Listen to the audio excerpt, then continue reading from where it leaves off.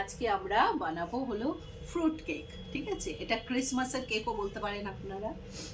আমরা আজকে বানাচ্ছি 500 ময়দা 500 চিনির কেক বানাবো, ফ্রুট কেক। তার জন্য লাগছে আমাদের 15টা ডিম আছে এখানে, এখানে আছে 500 চিনি আছে, 500 ময়দা আছে, এখানে কাজু আছে, কিশমিশ আছে, আর এখানে আছে ফ্রুটস আছে, মোরব্বা আছে, আর চেরি আছে এখানে।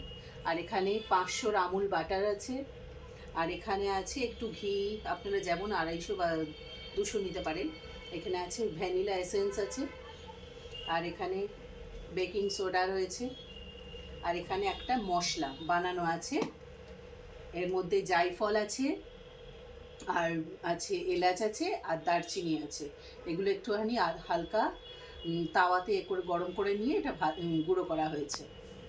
এবার আমরা আপনাদের দেখাবো পদ্ধতিটা কিভাবে বানাতে হয় কেক। আমি শেফ তুহিন বিশ্বাস। দাও মাখনটা দাও। এবার মাখন দেব, 500 মাখন।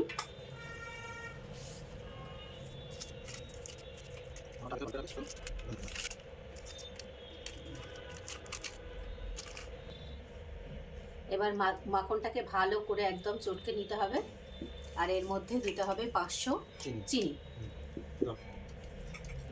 500 চিনির মধ্যে ঢেলে দাও। চিনিটা দিয়ে ভালো করে একদম মাখনটাকে মাখাতে হবে। এইভাবে ভালো করে মাখিয়ে নেবেন যাতে চিনিগুলো একটু গলে যায়।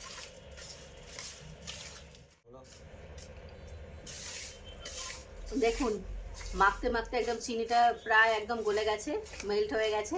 এবার এর মধ্যে আমি একে একে 15টা ডিম ফাটিয়ে দিয়ে দেবো, দিয়ে আবার ভালো করে ফেটাবো ডিমটাকে।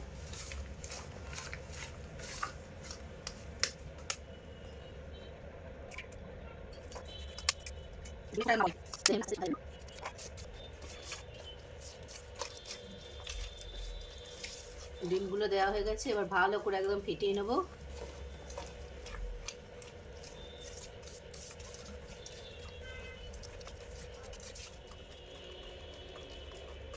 এইভাবে ফেটাতে হবে ভালো করে, একটুখানি ফেটাতে সময় লাগবে, ভালো করে ফেটাতে হবে।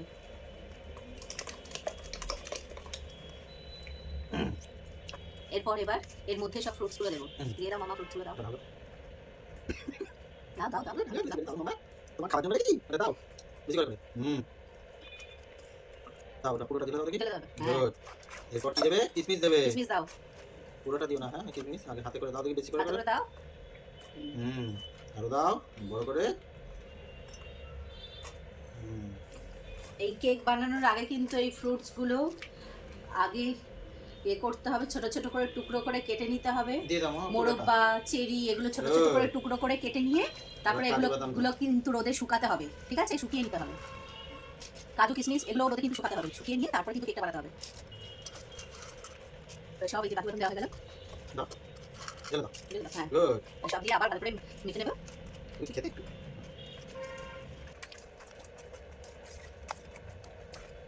এবার এর মধ্যে যে মশলাটা গুঁড়ো করে রাখা ছিল সেই মশলাটা দেবো।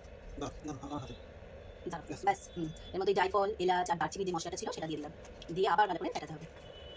যত বেশি ফেটাবেন তত কেকটা আরো বেশি ফুলবে। ময়দাটা আগে তেলে নিয়ে তারপরে দেবো। 500 ময়দা,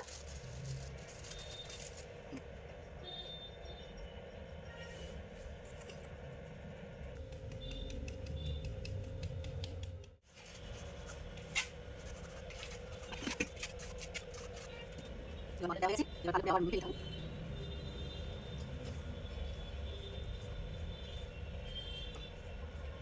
এরপরে খাবার সোডাটা দাও,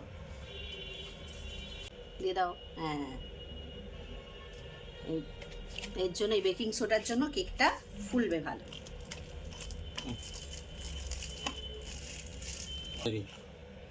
এবার এর মধ্যে ঘিটা দেব, দাও ঘিটা দাও। ব্যাস, এবার এর মধ্যে ভ্যানিলা এসেন্সটা দেব, পিঞ্চ দিয়ে দেবেন।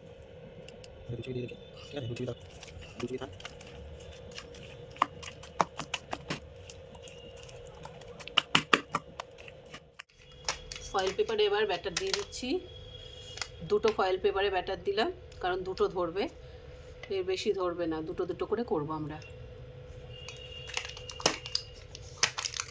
যে এইভাবে করে নিতে হবে। এই যে আমাদের ওভেন রেডি হয়ে গেছে। এবার এটাকে 10-15 মিনিট ফ্রি হিট দিতে হবে।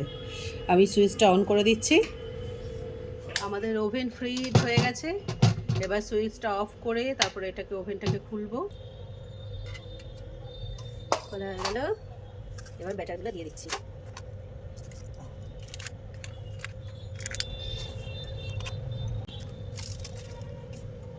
এটা দেওয়া হলো কারণ বাটার উপরটা পেপার। যাতে না তাড়াতাড়ি পুড়ে যায়। এই পেপারটাকে বাটার পেপার বলা হয়, যাতে উপরটা না পুড়ে যায় তাড়াতাড়ি, ওই জন্য এটা দেওয়া হয়েছে। এবার সুইচটা অন করে দিলাম। 15 মিনিট এবার থাকবে, তারপরে 15 মিনিট পর ফিরে আসছি। খুলছি 15 মিনিট হাফে। বাহ, প্রথম 15 মিনিট।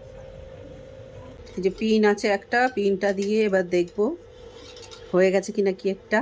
দেখুন পিনটার গায়ে কিচ্ছু লাগেনি, হাত দিয়ে একটু দেখে নেবেন, তেল তেল করবে, তাহলেই বুঝবেন যে হয়ে গেছে আমাদের কেক রেডি। যদি ভেতরে কাঁচা থাকতো এর সাথে উঠে আসতো, হাতে লাল লাল করে। এটা মানে শুকনো কেক ডান। আমাদের কেক রেডি। দেখুন উপরটা কেমন ব্রাউন কালার এসে গেছে। দারুণ গন্ধ বেরিয়েছে কেকের। কেকের গন্ধে ঘর মমো করছে। আর এই যে বের করা হচ্ছে। বাহ, দারুণ কালার এসছে। আবার 2 জায়গায় দিয়ে দিয়েছি। একটা হয়ে গেছে। মিনিমাম 40 মিনিট করার পর আর কিছুক্ষণ বন্ধ করে রেখে দেবে, 10 মিনিটের মতো কালারটার জন্য। আবার শুরু হয়ে গেল। এইভাবে সবগুলো করে নেব। সবাই কিন্তু বলবে কেমন হয়েছে কেকটা।